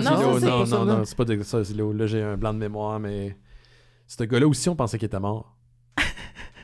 Mais non. Si Simon était là. Simon, il serait là. Oh. OK. T'avais-tu un dernier truc, toi, Laurent? Il y a un épisode 13 de C'est quoi le Raptor qui est disponible sur toutes vos plateformes d'écoute. Plug. Puis petite nouvelle très rapidos parce que je trouve ça vraiment drôle. Puis j'aimerais ça pouvoir l'acheter à notre ami Jake, mais ça coûte beaucoup trop cher. Pour souligner le 50e anniversaire du film Jaws, il y a NECA qui sort une nouvelle édition du populaire jeu de table de 1975. Donc c'est un jeu de table qui a déjà existé. Pour vous donner une idée, là, c'est un peu comme Operator version Shark, là, Jaws. T'as une figurine de 15 pouces, assez détaillée, colorée. Puis il faut que tu sortes avec un espèce de javelot, des items un harpon, des items de son ventre. Wow. Donc, genre, la roue. Je perds mes mots aujourd'hui. Le gouvernail. Le gouvernail, voilà. Plein d'items qui viennent du bateau là, qui bouffe. Donc, avant que sa gueule se referme. Mon Dieu, c'est stressant juste d'entendre parler de ce jeu-là. Exactement. Moi, je peux pas jouer à Operator depuis que j'ai 8 ans. Ça me stresse ben trop. Je peux pas jouer à ce jeu-là non plus. Le crayon dans le tibia, là, ça, c'était là. Oui, il y avait des formes qui étaient... Le crayon, c'était le plus tough. C'était juste une pin. C'était faisable, ça? C'était pas faisable. Je l'avais déjà fait une fois, me semble. Ah ouais. Mais la légende dit La légende dit qui buzz encore à ce jour. Donc c'est ça, c'est disponible en précommande si ça vous intéresse pour la modique somme de 64,99 US, donc ça va coûter presque 100$ canadiens. Si vous êtes grand fan de Jaws... Le taux de change est à 70 sous en ce moment. Ah ben, ça va bien. Ouais, bon. Fait que c'est disponible en précommande dès maintenant si ça vous tente. Excellent. C'est ce que j'avais. On va prendre une petite pause puis on va parler d'une incroyable BD en fin d'émission. Quelle grande BD. J'ai hâte. C'est capoté. C'était c'est bon, fun. là. Restez pour la fin, ça va vous surprendre. Une couple d'annonces. Laissez-nous un message vocal si ça vous intéresse. Le lien est dans le descriptif de l'épisode. Commentaires, suggestions, n'importe quoi.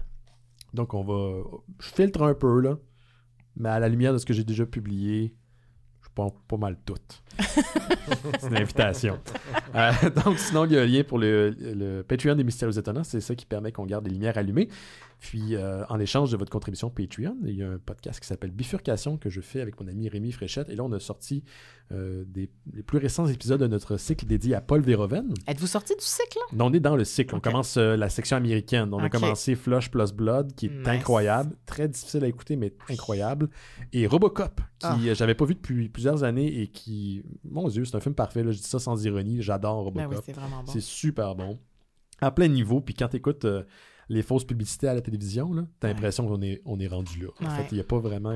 Une fois, j'ai vu plusieurs fois avec podcast. Oui, le band, en show. Oui. Mais il y a une fois, c'était un festival qui, je crois, n'existe plus, mais qui était à Laval et qui... le but, c'était souvent de jouer dans des lieux inusités. Alors, j'ai vu un show avec podcast dans un club vidéo. Wow! Ils jouaient l'intégralité de leur premier démo devant Robocop à la télé. C'est donc bien incroyable. Cool. Ouais. Est-ce que c'est juste que Robocop jouait par accident? Non, c'est eux qui avaient choisi Robocop. Nice. Moi, j'ai vu avec podcast au Touski sur Ontario. On est à peu près 40 assis à terre, les genoux dans le front. Puis ils jouaient dans la nature jusqu'au cou, de A à Z. Y avait-tu Robocop? Robocop était pas là, fait que tu gagnes. Mais nous, on avait du petit café, tu sais, comment on se faisait servir. On habite à côté d'un des membres du band, si on va aller le voir. Oui, c'est vrai. Joël? Non, je ne sais pas son nom. Là. C'était l'ancien propriétaire de Marie-Lude. Stéphane Lafleur. Voilà. On va le doxer. On va le doxer par accident. Donc, c'est ça. Si vous rejoignez le Patreon des Mystérieux Étonnants, envoyez-moi un lien directement, puis je vais vous donner un lien vers le Discord des Mystérieux. Ça, vous avez ça quand vous donnez au Patreon des Mystérieux. Donc, c'est comme Internet, mais sans trou de cul. Donc, les gens échangent des articles, partagent des nouvelles, écoutent la lutte des fois le dimanche, écoutent des films. Là, on va certainement écouter WrestleMania. Ça s'en vient bientôt, au mois de mai. On va être malade. Vous faites en sorte aussi que les lumières restent allumées sur Termen chez Isidore et Noël chez Isidore et Terre Kaiju, quoique ça fait un petit bout que Terre Kaiju a eu un épisode. C'est vrai. Ouais. Mais on est disponible partout, Apple Podcasts, YouTube Music, Spotify, Amazon Music et plus des 300 dernières archives des Mystérieux Étonnants sont disponibles sur notre site internet. Pour vrai, si vous pouvez donner au Patreon, ce n'est que pour un mois. Ça sert beaucoup. Si on arrive éventuellement à pu être en mesure d'avoir assez de Patreon, je pourrais pas payer de ma poche les Mystérieux. J'ai déjà été capable, mais là, la vie pis tout. Fait qu'on apprécie votre contribution. On revient dans quelques instants avec le sujet de la semaine de Creature of the Black Lagoon Lives. Il aurait pu rester mourir tant qu'à Lives!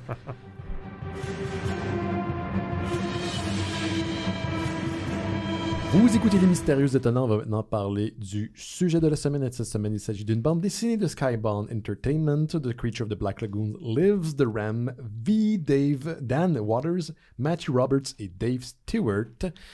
Donc on est une trentaine d'années après les événements du populaire film des années 50, The Creature of the Black Lagoon. Je pense pas que vous avez vraiment besoin d'avoir vu le film pour pouvoir comprendre l'histoire. Et on suit un journaliste qui tracte un tueur en série dans un pays du Sud. Avec un grand S. Et donc, son chemin recroise celui de la Creature of the Black Lagoon. Mm-hmm. Puis s'ensuit une série de scènes qui est super bien écrite. Puis ça implique un personnage du premier film qui revient parce qu'il est en crise, puis des narcotrafiquants. Mm-hmm.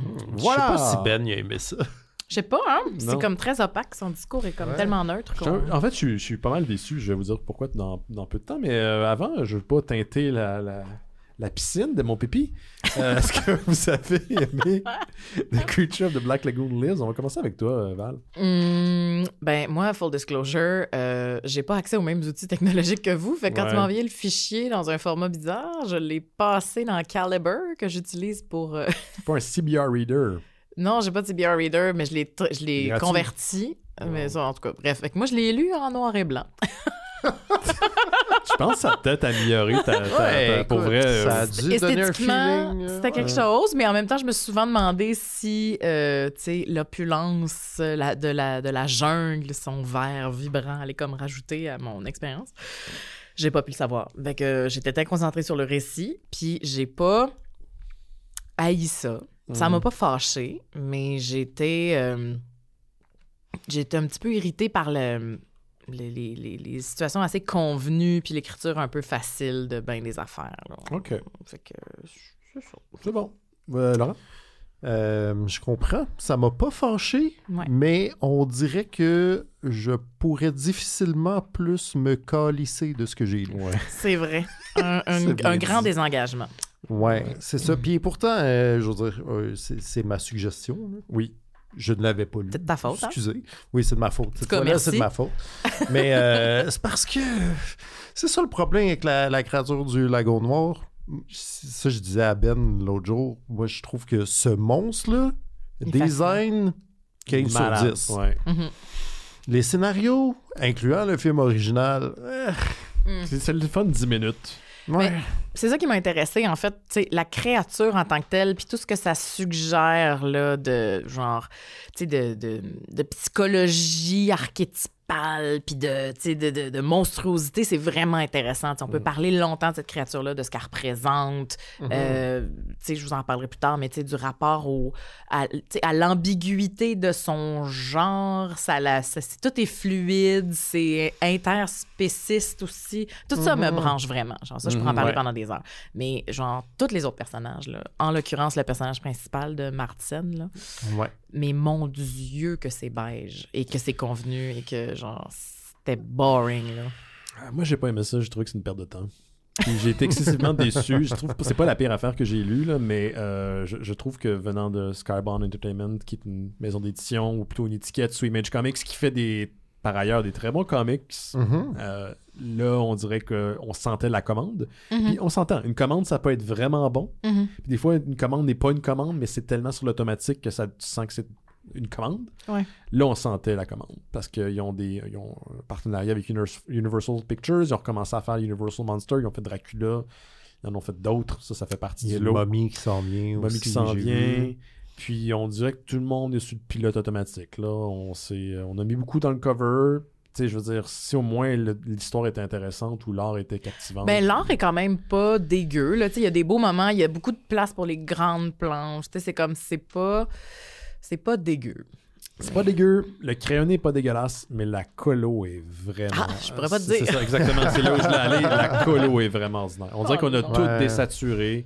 Puis on rajoute des détails où c'est pas nécessaire. C'est comme je l'ai vu comme du sous Guy Davis pour les gens à la maison qui savent c'est qui, là, qui était sous PRD, là, où c'est un peu sketchy, puis c'est pas nécessairement mal en soi, mais lui, il le maîtrise pas contrairement à Guy Davis. Fait que ça fait un projet qui est juste... Ça mais c'est goûte parce le qu'il y a carton, rien là. aussi, tu sais, il dessine rien, là. Ouais. Non, Dans le sens, je trouve que cette BD-là, c'est une trompette au ketchup. Genre comme... Mayo ketchup. C'est genre comme... j'ai besoin de quoi vite, là? Je vais mettre ces ingrédients-là. Pop, pop, pop. C'est facile. Tu touilles ça un peu et voilà, ça fait la job. Personne n'est content, mais ça fait la job. C'est ça. Mais c'est un peu ça. C'est comme... Puis on sait qu'au niveau des scénaristes, ils ont essayé de faire de quoi de plus profond en faisant un genre de métaphore entre la créature du Black Lagoon puis le tueur en série qui est le monstre. Puis finalement, est-ce que c'est l'homme, le monstre? Oui. Mais tu sais, ce côté-là est super ténu. Ben, c'est la première itération d'une série, là. On s'entend qu'ils n'annoncent pas de A à Z. Il me semble que j'ai lu qu'ils mettaient quelque chose en place pour un prochain numéro. Ça m'étonnerait beaucoup. What? Non, ça avait l'air complet de même. C'est des séries de 4 numéros qui font des trades, là, un numéro, un volume. Puis ils vont le faire pour toutes les propriétés qui sont sorties. Ben, ceci dit, c'est pas impossible que qu'il y en ait d'autres. Qu'il y ait d'autres comics de Creature of the Black Lagoon, mais sûrement pas avec ces personnages-là, mettons. OK, parce que pour un ouvrage qui s'appelle The Creature of the Black Lagoon, on le voit pas 28 secondes. C'est pas le même dans le film aussi, il me semble. Il est quand même plus présent. Il y a plusieurs scènes underwater. Puis il est tout le temps en train de lurker. Là, c'est vraiment... L'histoire est vraiment mise sur elle s'attraque au psychopathe qui a essayé de la tuer. Puis là, mêlé à ça, l'histoire du scientifique du premier film qui est pas mort, qui est défiguré, qui veut se venger. Qui traqué là parce qu'il traque le J'aime monstre. ça qu'il traque la créature pendant 30 ans, mais il sait exactement où est-ce qu'elle est, dans le Black Lagoon. Qu'est-ce qu'il faisait pendant 30 ans? Mais il préparait son protocole, il nettoyait ses béchères. Les narcotrafiquants, parce qu'on est en Amérique du Sud, donc ergo, il y a des narcotrafiquants, I guess. Mais tout ça... Puis ils ont un lien avec le tueur en série...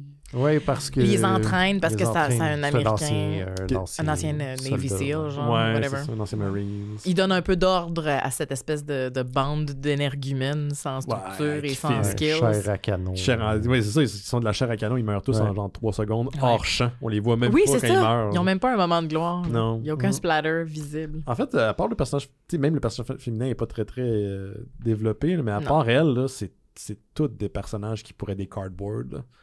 On rajoute... C'est pas parce que t'en rajoutes plus qu'il y a plus de substance. Ouais, c'est ça. Il y avait pas... Je sais pas si c'est parce qu'il y avait pas de place aménagée pour développer les personnages ou c'est vraiment un choix. C'est tough en 4 numéros, mais... Moi, je pense que ce qui est arrivé, il y a 2 scénaristes là-dessus. Ouais. Je pense qu'ils ont tous pensé que l'autre faisait la job. Honnêtement. C'est la théorie du guy on the couch. Genre. Je veux dire, il y a si peu de travail et d'amour qui a été mis là-dedans, c'est vraiment comme, ah ouais, il me semble que Ram, il s'occupe de cette partie-là. Puis que Ram V. Moi, j'ai fait ma part. C'est comme un travail d'universitaire. Ouais, c'est ça. Écoute, moi, j'ai fait ma part. Là. Si c'est pas bon, ça sera pas de ma faute. Hey, c'est pas moi qui vais assembler la table des matières, c'est pas vrai. Là. J'ai passé tant d'heures là-dessus. J'ai fait la pagination, là. Allez chier.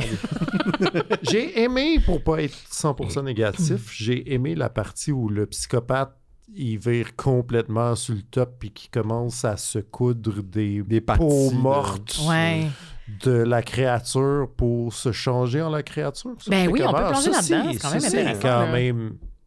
Bon, la seule note d'audace dans tout cela. Là, c'est bizarre, c'est le bout où j'ai fait comme... Au début, je me demandais s'il se transformait avec une mutation quelconque en la créature parce qu'il n'y a pas d'indication que c'est cousu. Mm-hmm. Donc, à part il y a une couverture alternative où on le voit, là, mais sur la planche initiale, on ne le voit pas. Fait que je me demandais ce qui se passait. Mais ça, j'ai trouvé ça intéressant. C'est la seule chose qui avait un peu de substance pour moi, c'était l'espèce d'exploitation. Bon, c'était un peu du réchauffé, là, l'espèce de scénario très Hannibal Lecteresque et ses followers là, qui voulaient des copycats qui genre émulent des tueurs en série parce qu'ils trippent donc.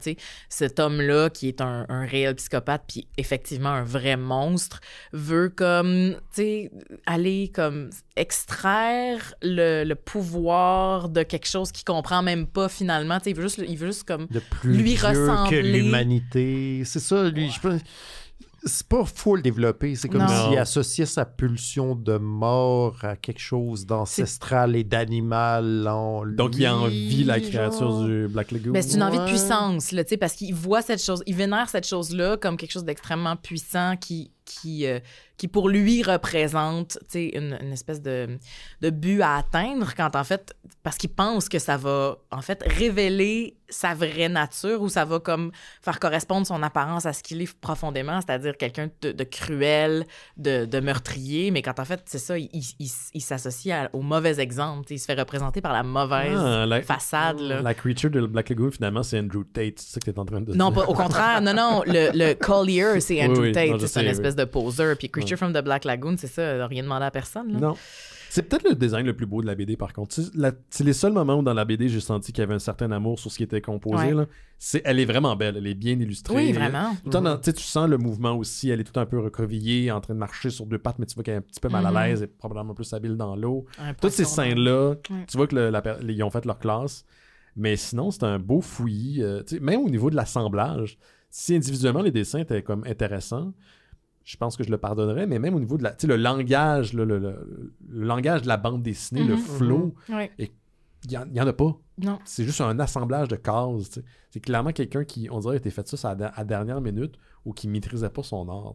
Quand ça devrait être une œuvre d'amour, cette bande dessinée-là. Ben quand même, je suis sûr que, je veux dire, il y a des fans de cette créature-là. Il y a des fans des Universal Monsters. Ben oui. Je peux pas croire, c'est ça. Moi, c'est ça qui me dérange.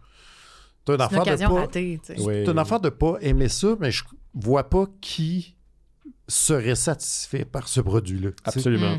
Surtout au niveau éditorial, qui a autorisé ça, fait OK, c'est parfait. Ouais. On dirait qu'ils ont essayé maladroitement puis ils n'ont pas réussi à comme faire une spin féministe avec cette chose-là puis qui échoue là, ça tombe à l'eau là, sans jeu de mots. Fait que, tu sais, c'est comme, ils se sont dit, juste l'effort va nous valoir les accolades. Mais ils n'ont même pas abouti ce propos-là tant que ça non plus. Ouais, c'est comme, ils ont mis leur main en l'air pour un high five qui n'est jamais revenu. Au lieu d'être une... Tu sais, comme dans le film, c'est... parce que, tu sais, c'est ça, la femme est toujours présentée comme l'espèce d'appât, là. C'est toujours ça qui fait surgir la créature. Puis, tu sais, les gens la traquent depuis des années. Puis là, il y a une chick sans bikini, puis elle est comme, OK, je vais me présenter aux humains, tu sais. C'est toujours ça. Puis là, vous me parlez, moi. Un instant. C'est intéressant. J'aime que la créature du Black Lagoon a une voix de mononcle. Une voix de mononcle, c'est fardoche, tu sais. Écoute, je te dis ça, mais... T'es bon, Ben, quand même. J'y crois, n'est-ce pas? J'ai eu beaucoup de mononcles.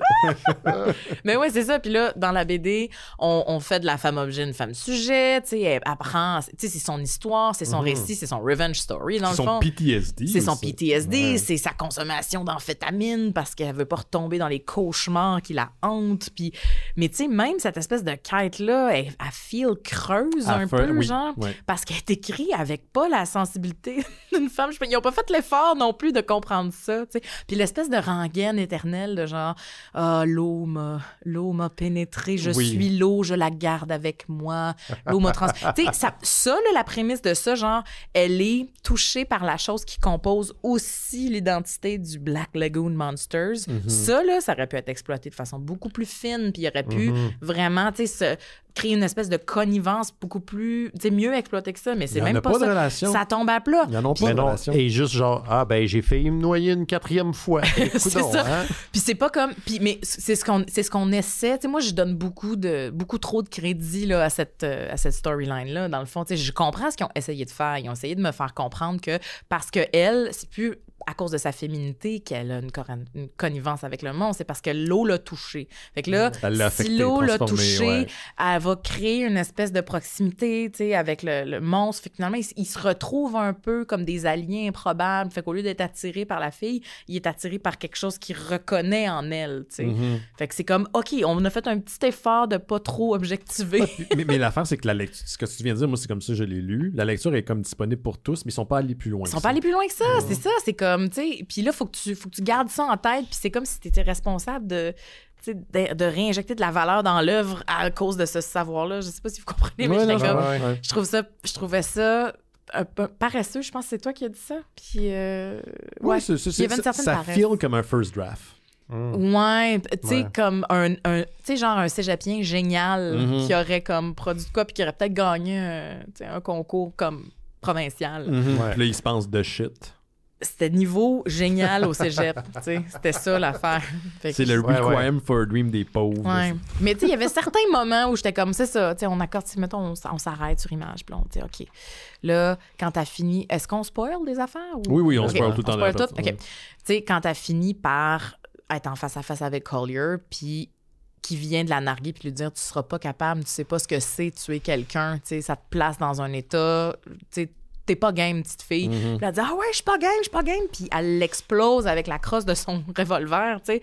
Puis là, à ce moment-là, il y a quelque chose qui se passe, tu sais. La créature du lagon vient derrière elle, puis est comme déçue qu'elle ait fait ça.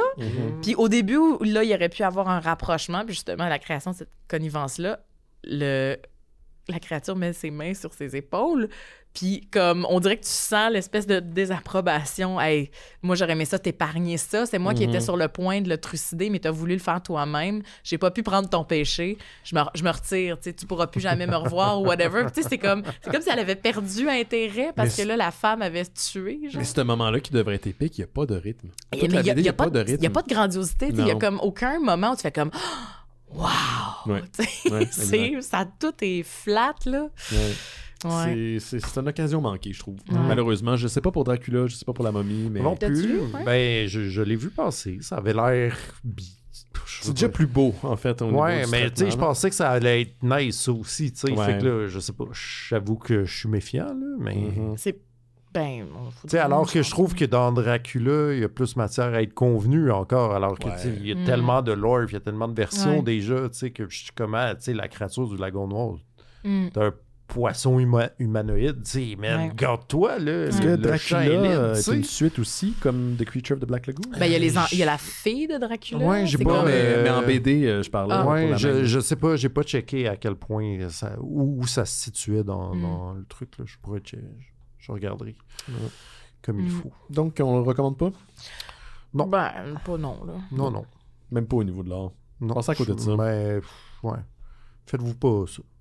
Achetez-vous du parfum à la place. Oui. Du parfum à 400$. Ouais, c'est ça.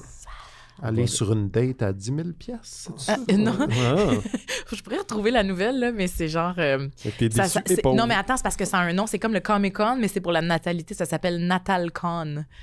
Puis c'est des week-ends. Tu sais, comme probablement que c'est une espèce de lac à l'épaule pour les très, très riches. Ils payent 10 000$ pour un week-end de speed dating en personne.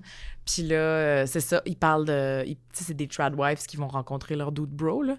Puis dans l'optique de faire plein d'enfants. Puis tu sais, je lisais qu'il fallait que tu remplisses un questionnaire de pré-approbation parce que pas n'importe quel pecno qui se fait accepter. Mais non, c'est de la méritocratie, bien sûr. Bitch, of course. Puis par mérite, on entend combien ton père a investi dans cette compagnie-là.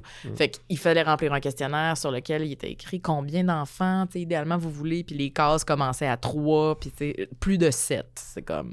Fait que, ouais. OK. Parce que les gens meurent, puis on a... C'est ça, il n'y a pas de relève. Oui, mais on vient de s'en trouver 4 milliards. Ben, on vient de s'en trouver 4 milliards dans les campagnes. Tout va bien. Ouais, mais c'est pas ces gens-là. Parce que là, il y a de l'eugénisme en crise, là. Tu sais, c'est genre du alt-right shit, là. Ouais. Fait que pas... C'est ça, fait que Black Lagoon... Laissez faire. Et l'eugénisme. C'est comme ça qu'on finit le show cette semaine. Merci, Valérie. Merci, Laurent. Merci à vous à la maison. Faites attention à vous autres, on se revoit bientôt. Yeah. Ciao. À bientôt. Bye.